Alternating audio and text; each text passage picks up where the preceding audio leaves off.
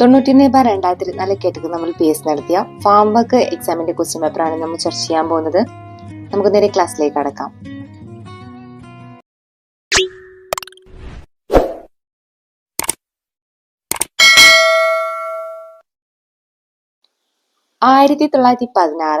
DK Karve ഇന്ത്യയിലെ ആദ്യത്തെ വനിതാ സർവകലാശാല സ്ഥാപിച്ചത് എവിടെ?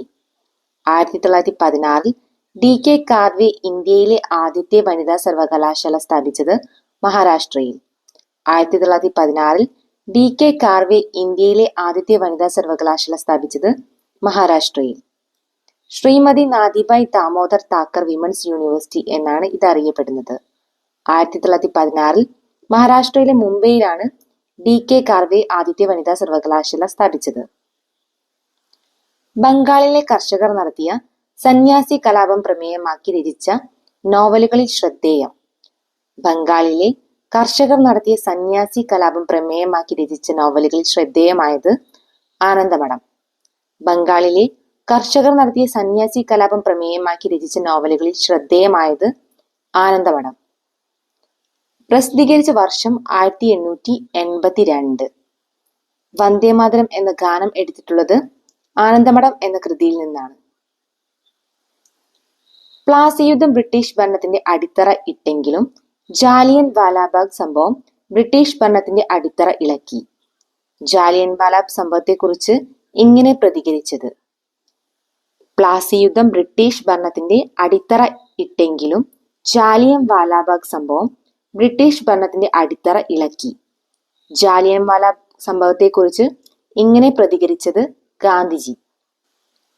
ജാലിയൻ വാലാബാഗ് സംഭവത്തെ അങ്ങേയറ്റം ലജ്ജാവഹം എന്ന് വിശേഷിപ്പിച്ചത് ഡേവിഡ് കാമറൂൺ.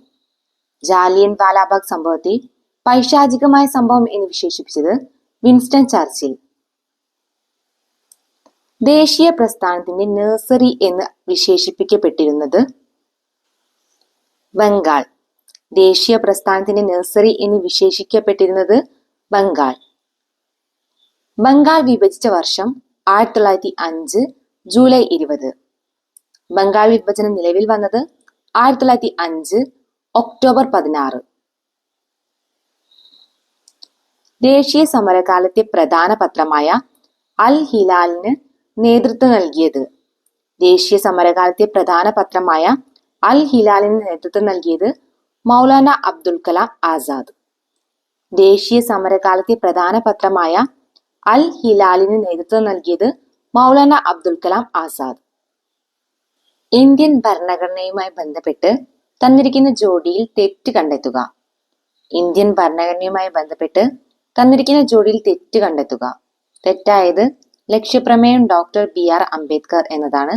ലക്ഷ്യപ്രമേയം അവതരിപ്പിച്ചത് ജവഹർലാൽ നെഹ്റു. ആമുഖം ജവഹർലാൽ നെഹ്റു. മൗലികാവകാശങ്ങൾ ഭരണഘടനയുടെ ഭാഗം 3. നിർദ്ദേശക തത്വങ്ങൾ മഹാത്മാഗാന്ധി എന്നിവ ശരിയാണ്. ഇന്ത്യൻ ഭരണഘടനയുടെ സവിശേഷത കണ്ടെത്തുക. ഇന്ത്യൻ ഭരണഘടനയുടെ സവിശേഷത കണ്ടെത്തുക. ദൃഢവും അയവുള്ളതുമായ ഭരണഘടന, ദ്വിമണ്ഡല നിയമനിർമ്മാണ സഭകൾ, മാർഗനിർദ്ദേശക തത്വങ്ങൾ എന്നിവയാണ് ഇന്ത്യൻ ഭരണഘടനയുടെ സവിശേഷതകൾ. ദൃഢവും അയവുള്ളതുമായ ഭരണഘടന, ദ്വിമണ്ഡല നിയമനിർമ്മാണ സഭകൾ, മാർഗനിർദ്ദേശക തത്വങ്ങൾ എന്നിവയാണ് ഇന്ത്യൻ ഭരണഘടനയുടെ സവിശേഷതകൾ. താഴെ തന്നിരിക്കുന്ന പ്രസ്താവനകൾ ഇന്ത്യയിലെ ഏത് ഭരണഘടനാ സ്ഥാപനത്തിന്റെ ചുമതലകളെ സൂചിപ്പിക്കുന്നു? താഴെ തന്നിരിക്കുന്ന പ്രസ്താവനകൾ ഇന്ത്യയിലെ ഏത് ഭരണഘടനാ സ്ഥാപനത്തിന്റെ ചുമതലകളെ സൂചിപ്പിക്കുന്നു? ഇംപീച്ച്മെന്റ് നടപടികളിൽ ജുഡീഷ്യൽ അധികാരിയായി പ്രവർത്തിക്കുക. രാഷ്ട്രപതി ഉപരാഷ്ട്രപതി തിരഞ്ഞെടുപ്പുകളിൽ പങ്കാളിയാവുക. ഭരണഘടനാ ഭേദഗതി പരിഗണിക്കലും അംഗീകരിക്കലും. പാർലമെന്റിന്റെ ചുമതലകളാണ് ഇവ. ഇംപീച്ച്മെന്റ് നടപടികളിൽ ജുഡീഷ്യൽ അധികാരിയായി പ്രവർത്തിക്കുക. രാഷ്ട്രപതി ഉപരാഷ്ട്രപതി തിരഞ്ഞെടുപ്പിൽ പങ്കാളിയാവുക. ഭരണഘടനാ ഭേദഗതി പരിഗണിക്കലും അംഗീകരിക്കലും എന്നിവ പാർലമെന്റിന്റെ ചുമതലകളാണ്. താഴെ തന്നിരിക്കുന്നവയിൽ നിന്ന് മൗലികാവകാശങ്ങൾ കണ്ടെത്തുക. താഴെ തന്നിരിക്കുന്നവയിൽ നിന്ന് മൗലികാവകാശങ്ങൾ കണ്ടെത്തുക. സാംസ്കാരികവും വിദ്യാഭ്യാസപരവുമായ അവകാശം, മതസ്വാതന്ത്ര്യത്തിനുള്ള അവകാശം എന്നിവയാണ് മൗലികാവകാശങ്ങൾ. സാംസ്കാരികവും വിദ്യാഭ്യാസപരവുമായ അവകാശങ്ങൾ, മതസ്വാതന്ത്ര്യത്തിനുള്ള അവകാശം എന്നിവയാണ് ഇവിടെ മൗലിക അവകാശങ്ങൾ. നിങ്ങൾ രാഷ്ട്രീയത്തിൽ സജീവമായി ഇടപെടാതിരിക്കുന്നതിന്റെ പരിണിതഫലം നിങ്ങളെക്കാൾ മോശമായവർ നിങ്ങളെ ഭരിക്കും എന്നതാണ്. ആരുടെ വാക്കുകളാണിത്? നിങ്ങൾ രാഷ്ട്രീയത്തിൽ സജീവമായി ഇടപെടാതിരിക്കുന്നതിന്റെ പരിണിതഫലം നിങ്ങളെക്കാൾ മോശമായവർ നിങ്ങളെ ഭരിക്കും എന്നതാണ്. ആരുടെ വാക്കുകളാണിത്? പ്ലാറ്റോ. നിങ്ങൾ രാഷ്ട്രീയത്തിൽ സജീവമായി ഇടപെടാതിരിക്കുന്നതിന്റെ പരിണിതഫലം നിങ്ങളെക്കാൾ മോശമായവർ നിങ്ങളെ ഭരിക്കും എന്നതാണ് എന്ന് പറഞ്ഞത് പ്ലാറ്റോ. താഴെ തന്നിരിക്കുന്ന കേരളത്തിലെ ഒരു നവോത്ഥാന നായകനെ കുറിച്ചുള്ളതാണ്. അധസ്ഥിതർക്ക് ക്ഷേത്രപ്രവേശനവും സഞ്ചാര സ്വാതന്ത്ര്യവും അനുവദിക്കണമെന്ന് വാദിച്ചു. അധസ്ഥിതരോടൊപ്പം മിശ്രഭോജനം നടത്തി അവരുടെ സാമൂഹ്യ പുരോഗതിക്ക് വേണ്ടി പ്രവർത്തിച്ചു. വിദ്യയും വിത്തുമുണ്ടെങ്കിലേ മനുഷ്യ പുരോഗതി സാധ്യമാകൂ എന്ന് വിശ്വസിച്ചു. ഈ നവോത്ഥാന നായകനാണ് ചട്ടമ്പി സ്വാമികൾ. അധസ്ഥിതർക്ക് ക്ഷേത്രപ്രവേശനവും സഞ്ചാര സ്വാതന്ത്ര്യവും അനുവദിക്കണമെന്ന് വാദിച്ചു. അധസ്ഥിതരോടൊപ്പം മിശ്രഭോജനം നടത്തി അവരുടെ സാമൂഹ്യ പുരോഗതിക്ക് വേണ്ടി പ്രവർത്തിച്ചു. വിദ്യയും വിത്തുമുണ്ടെങ്കിലേ മനുഷ്യ പുരോഗതി സാധ്യമാകൂ എന്ന് വിശ്വസിച്ചത് ചട്ടമ്പി സ്വാമികൾ. തന്നിരിക്കുന്ന ജോഡികളിൽ തെറ്റ് കണ്ടെത്തുക. തെറ്റായ ജോഡി സ്വദേശാഭിമാനി പത്രം സ്ഥാപിച്ചത് രാമകൃഷ്ണപിള്ള എന്നതാണ്. സ്വദേശാഭിമാനി പത്രം സ്ഥാപിച്ചത് വക്കം അബ്ദുൽ ഖാദർ മൗലവി. അയ്യങ്കാളി കല്ലുമാല സമരം, ശ്രീനാരായണ ഗുരു അരുവിപ്പുറം ക്ഷേത്രപ്രതിഷ്ഠ, വൈകുണ്ഠസ്വാമികൾ ഐക്യത്തിനെതിരെ കിണറുകൾ കുഴിച്ചു എന്നീ പ്രസ്താവനകൾ ശരിയാണ്.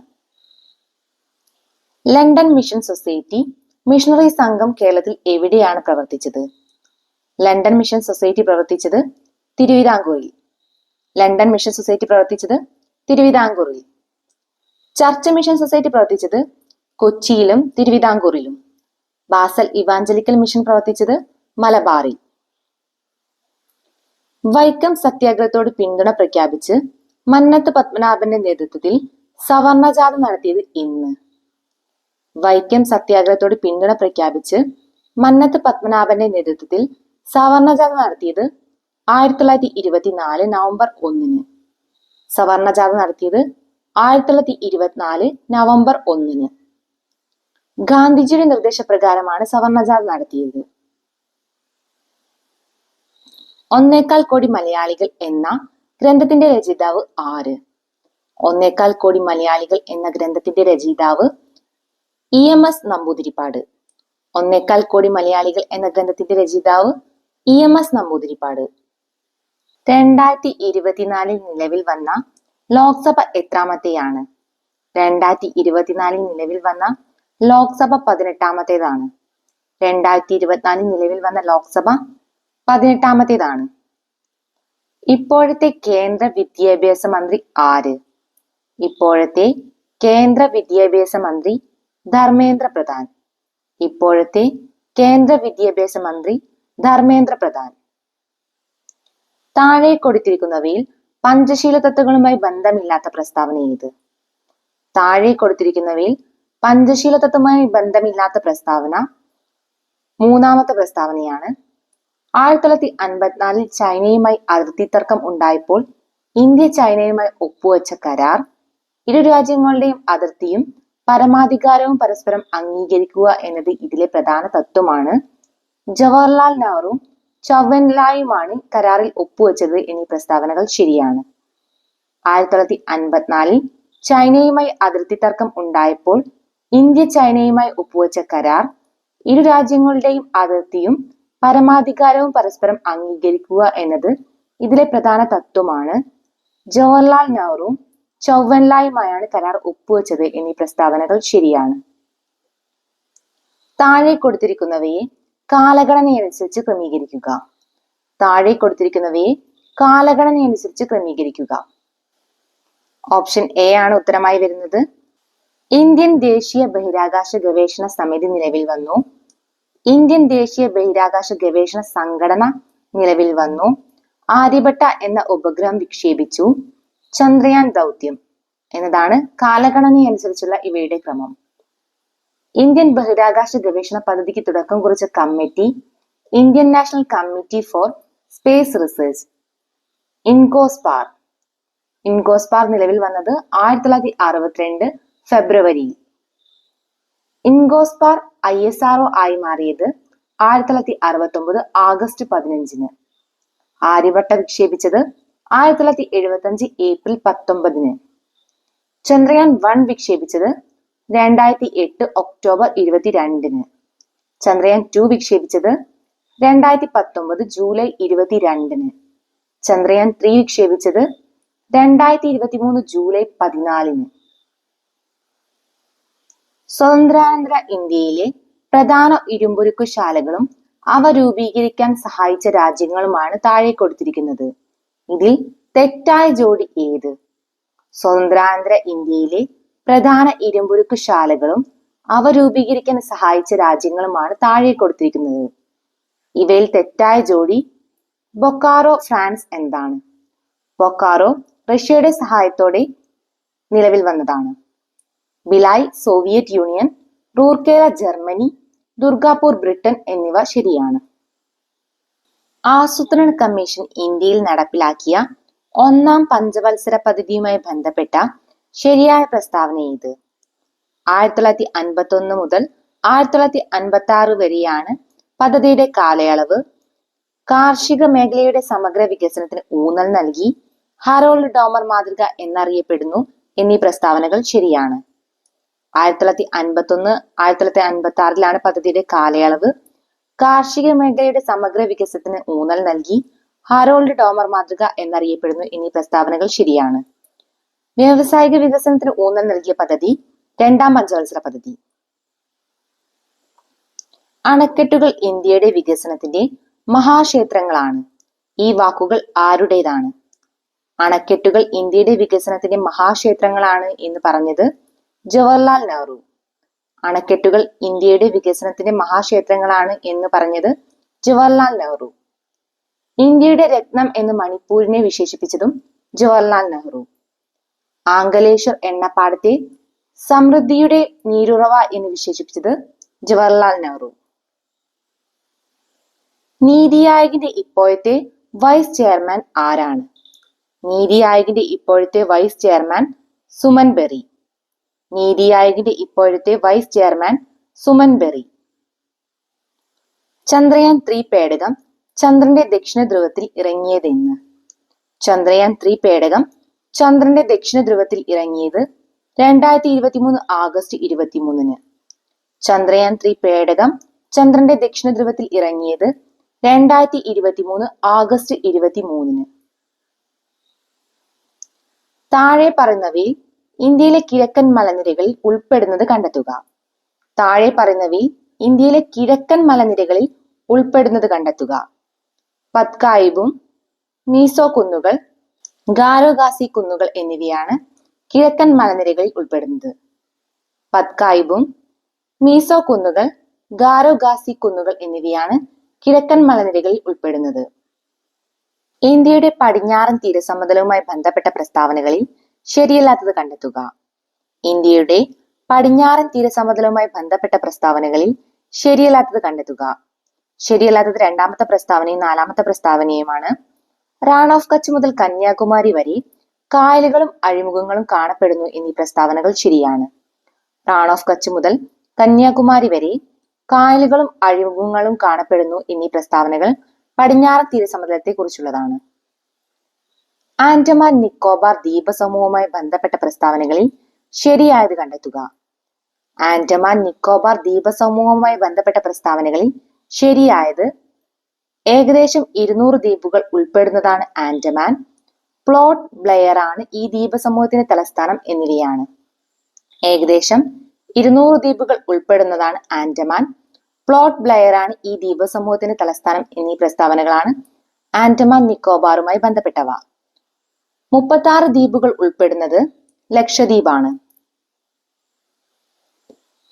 താഴെ നൽകിയിട്ടുള്ളവയിൽ ഇന്ത്യയുടെ കിഴക്ക് തീരത്ത് സ്ഥിതി ചെയ്യുന്ന തുറമുഖങ്ങൾ കണ്ടെത്തുക. താഴെ നൽകിയിട്ടുള്ളവയിൽ ഇന്ത്യയുടെ കിഴക്ക് തീരത്ത് സ്ഥിതി ചെയ്യുന്ന തുറമുഖങ്ങൾ കണ്ടെത്തുക. പാരാദ്വീപ്, ഹാൽഡിയ എന്നിവയാണ് ഇന്ത്യയുടെ കിഴക്ക് തീരത്ത് സ്ഥിതി ചെയ്യുന്ന തുറമുഖങ്ങൾ. പാരാദ്വീപ്, ഹാൽഡിയ. ഏത് നദിയുടെ പോഷക നദിയാണ് തുംഗഭദ്ര? ഏത് നദിയുടെ പോഷക നദിയാണ് തുംഗഭദ്ര? കൃഷ്ണ. ഏത് നദിയുടെ പോഷക നദിയാണ് തുംഗഭദ്ര? കൃഷ്ണ. കേരളത്തിലെ വിവിധ വെള്ളച്ചാട്ടങ്ങൾ, ജില്ലകൾ എന്നിവയുടെ പട്ടിക ചുവടെ നൽകുന്നവയിൽ നിന്ന് ശരിയല്ലാത്തത് കണ്ടെത്തുക. കേരളത്തിലെ വിവിധ വെള്ളച്ചാട്ടങ്ങൾ, ജില്ലകൾ എന്നിവയുടെ പട്ടിക ചുവടെ നൽകുന്നതിൽ ശരിയല്ലാത്തത് കണ്ടെത്തുക. ശരിയല്ലാത്തത് ചീയപ്പാറ പത്തനംതിട്ട എന്നതാണ്. ശരിയല്ലാത്തത് ചീയപ്പാറ പത്തനംതിട്ട എന്നത്.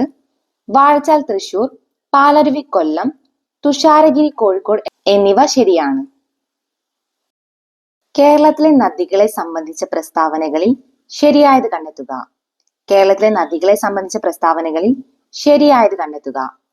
ഇവിടെ എല്ലാ പ്രസ്താവനകളും ശരിയാണ്. കേരളത്തിലെ ഏറ്റവും നീളം കൂടിയ നദി പെരിയാർ. വേമ്പനാട്ട് കായലിൽ പതിക്കുന്ന പമ്പാ നദിയുടെ പോഷക നദിയാണ് കക്കി കല്ലാർ. പാലക്കാട്, മലപ്പുറം, തൃശൂർ എന്നീ ജില്ലകളിലൂടെ ഒഴുകുന്ന ഭാരതപ്പുഴ അറബിക്കടലിൽ പതിക്കുന്നു. എന്നീ പ്രസ്താവനകൾ ശരിയാണ്. കേരളത്തിലെ ഏറ്റവും നീളം കൂടിയ നദി പെരിയാർ. വേമ്പനാട്ട് കായലിൽ പതിക്കുന്ന പമ്പാ നദിയുടെ പോഷക നദിയാണ് കക്കി കല്ലാർ. പാലക്കാട്, മലപ്പുറം, തൃശൂർ എന്നീ ജില്ലകളിലൂടെ ഒഴുകുന്ന ഭാരതപ്പുഴ അറബിക്കടലിൽ പതിക്കുന്നു. എന്നീ പ്രസ്താവനകൾ ശരിയാണ്. കേരളത്തിലെ ദേശീയോദ്യാനത്തെ സംബന്ധിച്ച പ്രസ്താവനകളിൽ ശരിയായത് കണ്ടെത്തുക. കേരളത്തിലെ ദേശീയോദ്യാനത്തെ സംബന്ധിച്ച പ്രസ്താവനകളിൽ ശരിയായത് കണ്ടെത്തുക. ശരിയായത് 1, 2, 4 എന്നീ പ്രസ്താവനകളാണ്. ലോക പൈതൃക പട്ടികയിൽ ഉൾപ്പെട്ട ദേശീയോദ്യാനമാണ് സൈലന്റ് വാലി. ഏറ്റവും കൂടുതൽ ജൈവവൈവിധ്യമുള്ള ദേശീയോദ്യാനമാണ് സൈലന്റ് വാലി. വരയാടുകളുടെ സംരക്ഷണ കേന്ദ്രമാണ് ഇരവികുളം എന്നീ പ്രസ്താവനകൾ ശരിയാണ്. ലോക പൈതൃക പട്ടികയിൽ ഉൾപ്പെട്ട ദേശീയോദ്യാനമാണ് സൈലന്റ് വാലി. ഏറ്റവും കൂടുതൽ ജൈവവൈവിധ്യമുള്ള ദേശീയോദ്യാനമാണ് സൈലന്റ് വാലി. വരയാടുകളുടെ സംരക്ഷണ കേന്ദ്രമാണ് ഇരവികുളം എന്നീ പ്രസ്താവനകൾ ശരിയാണ്. കേരളത്തിലെ ജലവൈദ്യുത പദ്ധതികളെ സംബന്ധിച്ച് തെറ്റായ പ്രസ്താവന കണ്ടെത്തുക. കേരളത്തിലെ ജലവൈദ്യുത പദ്ധതികളെ സംബന്ധിച്ച് തെറ്റായ പ്രസ്താവന 2, 4 എന്നിവയാണ്. ഇടുക്കി ജലവൈദ്യുത പദ്ധതിയുടെ നിർമ്മാണത്തിന് സഹായിച്ച രാജ്യം കാനഡ. സ്വകാര്യ മേഖലയിൽ പ്രവർത്തിക്കുന്ന ആദ്യ ജലവൈദ്യുത പദ്ധതി മണിയാർ എന്നീ പ്രസ്താവനകൾ ശരിയാണ്. ഇടുക്കി ജലവൈദ്യുത പദ്ധതിയുടെ നിർമ്മാണത്തിന് സഹായിച്ച രാജ്യം കാനഡ. സ്വകാര്യ മേഖലയിൽ പ്രവർത്തിക്കുന്ന ആദ്യ ജലവൈദ്യുത പദ്ധതി മണിയാർ എന്നീ പ്രസ്താവനകൾ ശരിയാണ്. കേരളത്തിലെ മലനാടുകളെ സംബന്ധിച്ച പ്രസ്താവനകളിൽ ശരിയല്ലാത്തത് കണ്ടെത്തുക. കേരളത്തിലെ മലനാടുകളെ സംബന്ധിച്ച പ്രസ്താവനകളിൽ ശരിയല്ലാത്തത് കണ്ടെത്തുക. ശരിയല്ലാത്ത പ്രസ്താവന ഒന്നാമത്തെ പ്രസ്താവനയാണ്. ഉയരം കൂടിയ കുന്നുകളും മലകളും അടങ്ങിയ പ്രദേശം. മലനാട്ടിൽ നിന്നാണ് നദികൾ ഉത്ഭവിക്കുന്നത്. മലനാടിന്റെ ഭൂരിഭാഗവും വനമാണ് എന്നീ പ്രസ്താവനകൾ ശരിയാണ്. ഉയരം കൂടിയ കുന്നുകളും മലകളും അടങ്ങിയ പ്രദേശം. മലനാട്ടിൽ നിന്നാണ് നദികൾ ഉത്ഭവിക്കുന്നത്. മലനാടിന്റെ ഭൂരിഭാഗവും വനവുമാണ് എന്നീ പ്രസ്താവനകൾ ശരിയാണ്. താഴെ പറയുന്നവയിൽ കേരള അത്ലറ്റുകളിൽ ഉൾപ്പെടുന്നവർ ആരെല്ലാം? താഴെ പറയുന്നവരിൽ കേരള അത്ലറ്റുകളിൽ ഉൾപ്പെടുന്നവർ ആരെല്ലാം? TK ഇർഫാൻ, സിനി ജോസ്, അഞ്ജു ബോബി ജോർജ് എന്നിവരാണ് കേരള അത്ലറ്റുകളിൽ ഉൾപ്പെടുന്നവർ. KT ഇർഫാൻ, സിനി ജോസ്, അഞ്ജു ബോബി ജോർജ് എന്നിവരാണ് കേരള അത്ലറ്റുകൾ.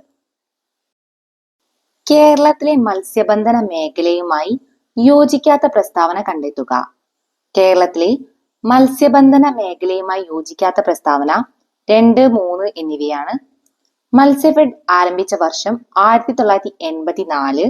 മത്സ്യബന്ധന മേഖലയുടെ സമഗ്ര വികസനം ലക്ഷ്യമിട്ട് കേന്ദ്ര സർക്കാർ ആരംഭിച്ച പദ്ധതി പ്രധാനമന്ത്രി മത്സ്യ സമ്പദ് യോജന എന്നീ പ്രസ്താവനകൾ ശരിയാണ്. മത്സ്യഫെഡ് ആരംഭിച്ച വർഷം 1984. മത്സ്യബന്ധന മേഖലയുടെ സമഗ്ര വികസനം ലക്ഷ്യമിട്ട് കേന്ദ്ര സർക്കാർ ആരംഭിച്ച പദ്ധതി പ്രധാനമന്ത്രി മത്സ്യ സമ്പദ് യോജന എന്നീ പ്രസ്താവനകൾ ശരിയാണ്. കേരളത്തിലെ ആദ്യത്തെ വന്യജീവി സങ്കേതം ഏത്? കേരളത്തിലെ ആദ്യത്തെ വന്യജീവി സങ്കേതം പെരിയാർ. കേരളത്തിലെ ആദ്യത്തെ വന്യജീവി സങ്കേതം പെരിയാർ. കേരളത്തിലെ ഏറ്റവും വലിയ വന്യജീവി സങ്കേതം പെരിയാർ. പെരിയാറിനെ വന്യജീവി സങ്കേതമായി പ്രഖ്യാപിച്ചത് 1950. താഴെ പറയുന്നവയിൽ കടൽത്തീരം ഇല്ലാത്ത ജില്ല ഏത്? താഴെ പറയുന്നവയിൽ കടൽത്തീരം ഇല്ലാത്ത ജില്ല പത്തനംതിട്ട. കടൽത്തീരം ഇല്ലാത്ത ജില്ലകളാണ് പത്തനംതിട്ട, കോട്ടയം, ഇടുക്കി, പാലക്കാട്, വയനാട് എന്നിവ. താഴെ പറയുന്നവയിൽ കേരളത്തിലൂടെ കടന്നു പോകുന്ന ദേശീയ ജലപാത ഏത്? താഴെ പറയുന്നവയിൽ കേരളത്തിലൂടെ കടന്നു പോകുന്ന ദേശീയ ജലപാത 3. ദേശീയ ജലപാത 3 ആണ് കേരളത്തിലൂടെ കടന്നു പോകുന്ന ദേശീയ ജലപാത. ചന്ദ്രയാൻ 3 ചന്ദ്രന്റെ ദക്ഷിണ ധ്രുവത്തിൽ സോഫ്റ്റ് ലാൻഡ് നടത്തിയത് എന്ന്? ചന്ദ്രയാൻ 3 ചന്ദ്രന്റെ ദക്ഷിണ ധ്രുവത്തിൽ സോഫ്റ്റ് ലാൻഡിംഗ് നടത്തിയത് 2023 ഓഗസ്റ്റ് 23. ചന്ദ്രയാൻ 3 ചന്ദ്രന്റെ ദക്ഷിണ ധ്രുവത്തിൽ സോഫ്റ്റ് ലാൻഡിംഗ് നടത്തിയത് 2023 ഓഗസ്റ്റ് 23. 91/2024 കാറ്റഗറി നമ്പർ PS നടത്തിയ ഫാം വർക്ക് എക്സാമിന്റെ ക്വസ്റ്റ്യൻ പേപ്പറാണ് നമ്മൾ ചർച്ച ചെയ്തത്. പാർട്ട് 2മായി വീണ്ടും കാണാം.